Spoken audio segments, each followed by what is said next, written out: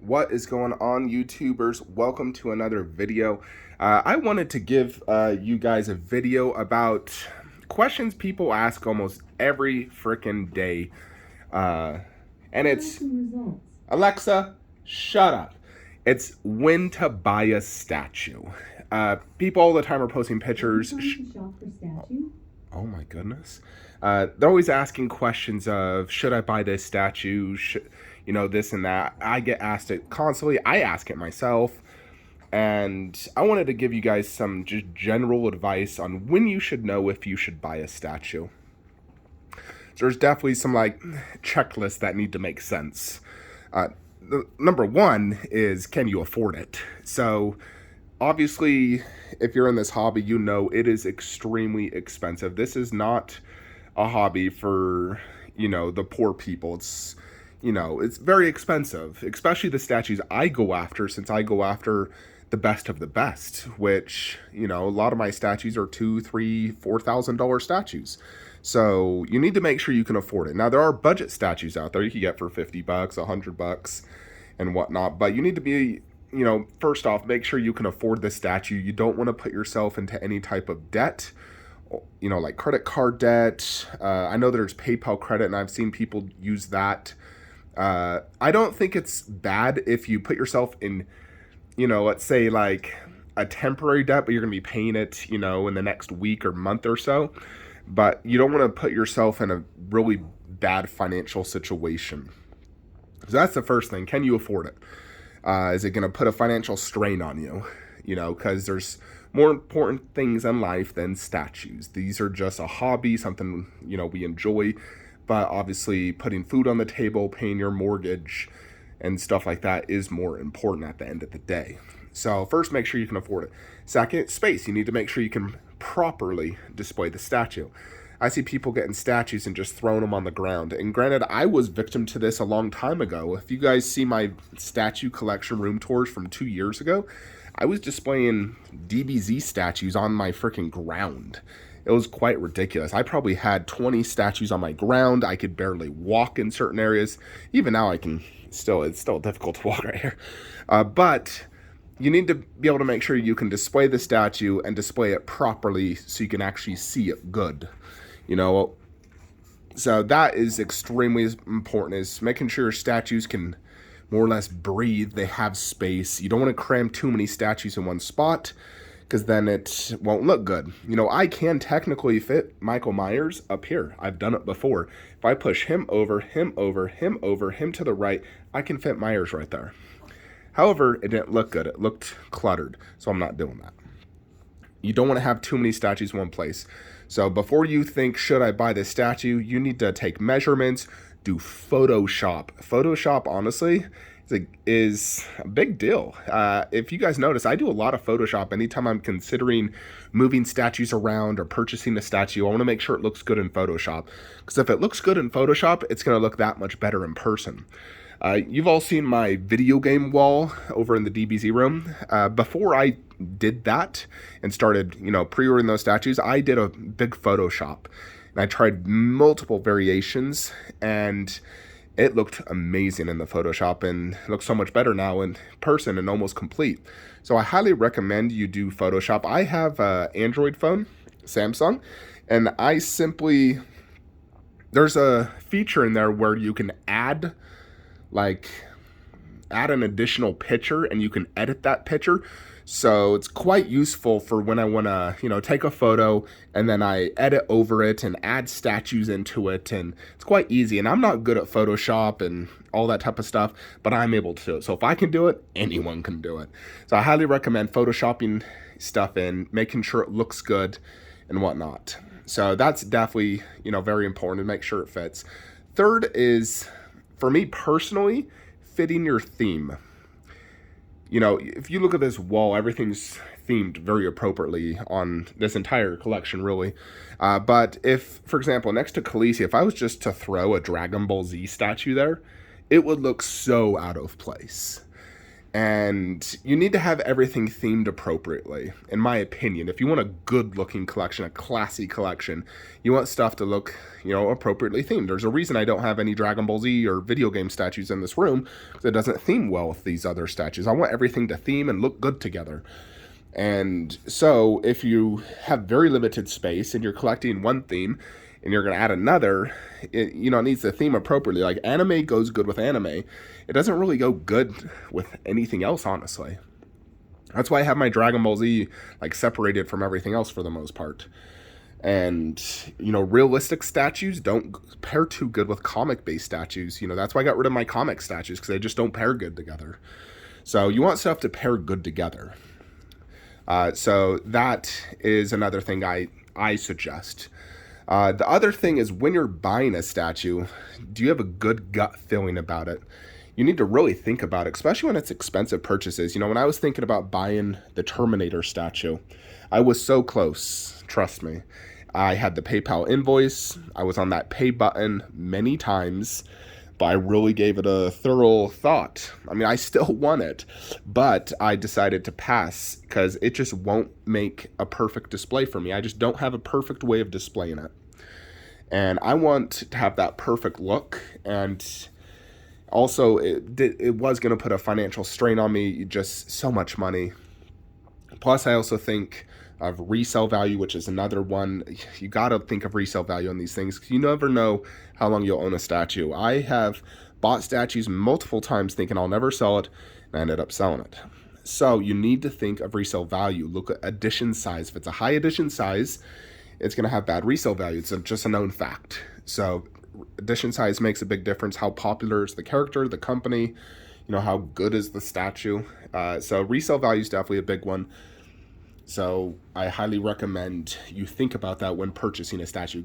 If you don't like it, or if you don't want it 6 months to a year from now, can you resell it and get your money back, or at least get 80-90% of your money back?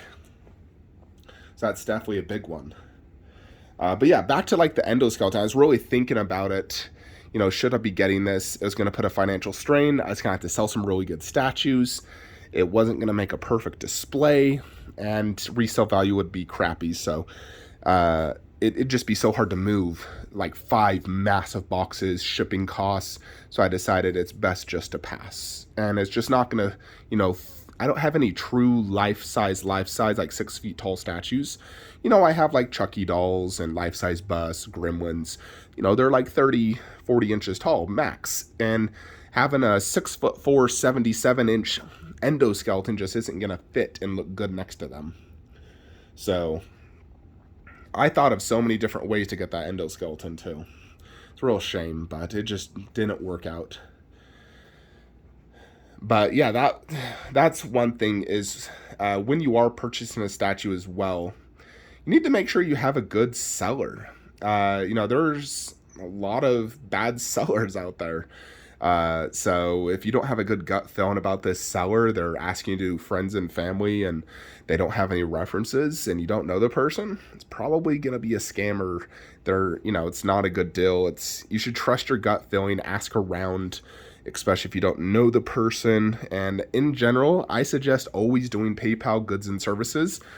And if you do PayPal friends and family, use a credit card, because then you can actually just file a chargeback if they do scam you.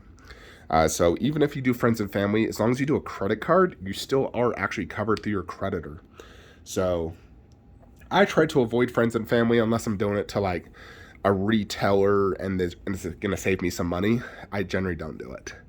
I pay the fees always. It's good to cover yourself, pay a little extra, and you have that protection knowing that if something goes wrong, your back is covered. So that's always a general rule for them when buying a statue is, the method of payment.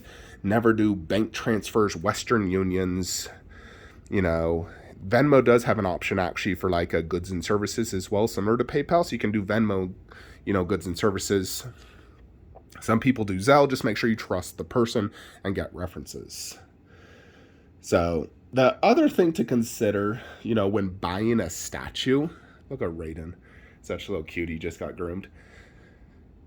But for me personally, you know, sometimes when I look at a statue, I instantly know I have to have this.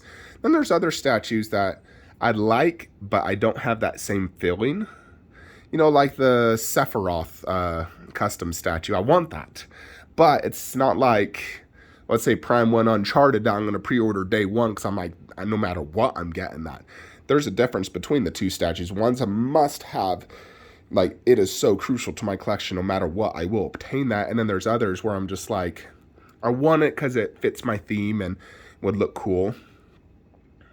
I'm now in that mode where if it's not an absolute must buy, I'm not buying it. Because those are the first statues you sell when you have a sell-off. And I see more and more collectors doing sell-offs now.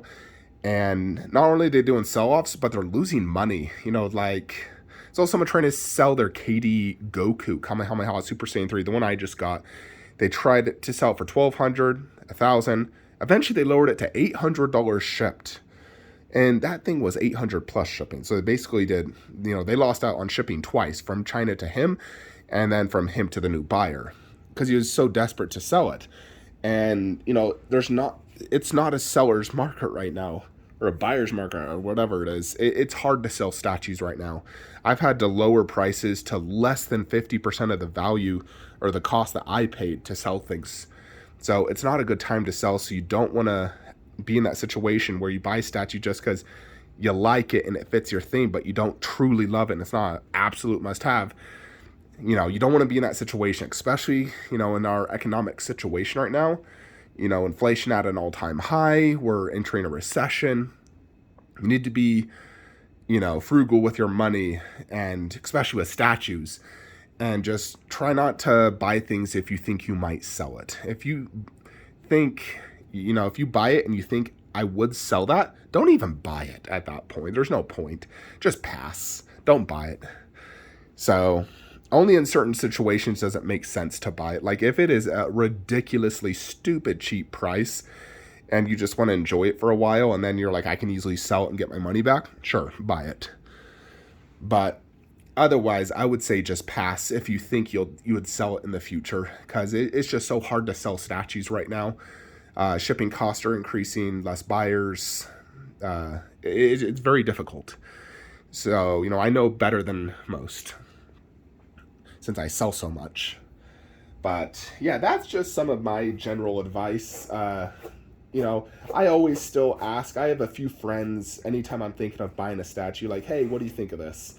You know, even though at the end of the day, what you think is all that truly matters, but we still like to hear others' opinions on, do you think this statue would go good in my collection? Should I buy this? So, you know, I think it's always good to ask that. A lot of my statues, I didn't ask that. I just knew I wanted it. But there's a lot I did ask as well. Like when I wanted to buy that wolf predator, I asked a lot. I made videos on it and, you know, and I don't regret it because I think it looks awesome in my predator wall. But then there's other statues that just made total sense, wanted to buy it. You know, like this big chap was a day one PO for me. I originally never planned to buy the ECC Freddy and Jason, but a buddy of mine out of Australia, the Godfather, he told me I have to buy them. He got them in and he's like, dude, you gotta get these. And once I got them in, I couldn't believe how amazing they were. They're some of my favorite statues in my entire collection. And there's a lot of people that actually hate these ones. And I'm like, how can you hate them? So it's wild. But, you know, I'm happy I listened to him because now, you know, they're one of the central pieces in this entire room. Like, they're right in the middle.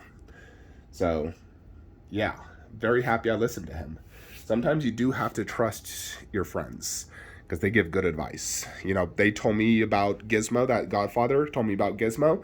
I kept thinking he's not worth $2,000, and I held off for years in buying Gizmo, and I got Gizmo in. I freaking love him. He's so cool. Freaking love him so much, and I'm like, why did I hold off buying him? And I'm very happy I got him. So, you know, sometimes it is good to listen to other people, and they tell you you have to get this.